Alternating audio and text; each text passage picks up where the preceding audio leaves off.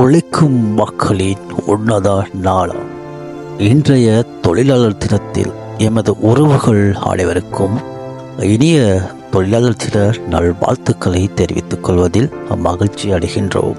வளர்ச்சி அடைந்து வரும் நாடுகளின் 18ஆம் நூற்றாண்டில் இறுதியிலும் 19ஆம் நூற்றாண்டின் ஆரம்ப கால பகுதியிலும் நாளொன்றுக்கு 12 மணி முதல் 18 மணி நேரம் வரை கட்டாய வேலையாக நிர்ணயிக்கப்பட்டனர்.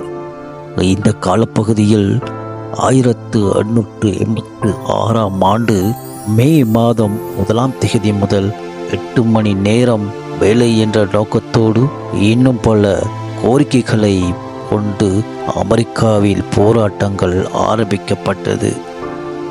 இதன்போது பல தொழிலாளர்கள் கொல்லப்பட்டார்கள். இதை நினைவு கூறும் வகையில் ஆண்டுதோறும் மே மாதம் 1ஆம் தேதி தொழிலாளர் தினமாக உலகம் முழுவதும் கொண்டாடப்படுகிறது. அந்த வகையில் இலங்கையிலும் தொழிலாளர் தினம் ஆண்டுதோறும் அனுஷ்டிக்கப்பட்டு வருகின்றது. இலங்கை வரலாற்றின் பொருளாதார வளர்ச்சிக்கு பெரும் பங்கினை பெருந்தோட்ட தொழிலாளர்கள் மூலம் பெறப்படுகின்றது.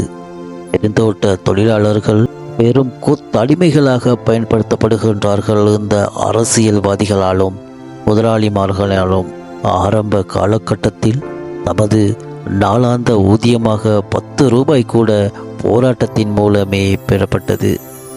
அன்று தொட்டு இன்று வரை மக்கள் போராட்டத்தின் மூலமும் தமது நாளாந்த ஊதியத்தை அதிகரித்து கொள்ள முடியாத ஓர் துர்ப்பாக்கிய நிலை இங்கு காணப்படுகின்றது.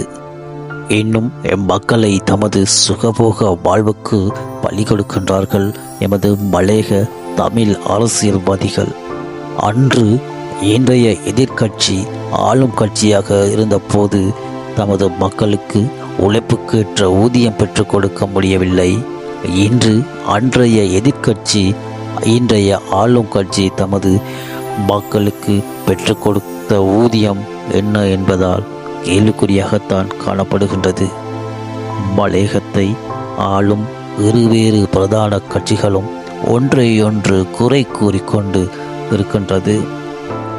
விமர்சன அரசியலில் பிஸியாக இருக்கின்றார்கள் இந்த இருவேறு கட்சிகளும். எமது உறவுகளின் கதி வீதியில் இறங்கி போராட்டம்.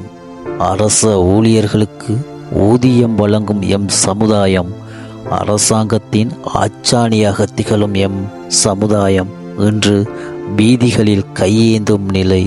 இதற்கு யார் காரணம்? 200 வருட வரலாறு இன்று வரை அடிமைகளாக இலங்கை மண்ணில் 200 வருட இருள் நிலைக்கு காரணம் யார்? மலேக மக்களா, தலைமைகளா? இந்த தொழிலாளர் தினத்தில் உரிமைகளை வென்றெடுக்க சிந்திப்போம், செயல்படுவோம்.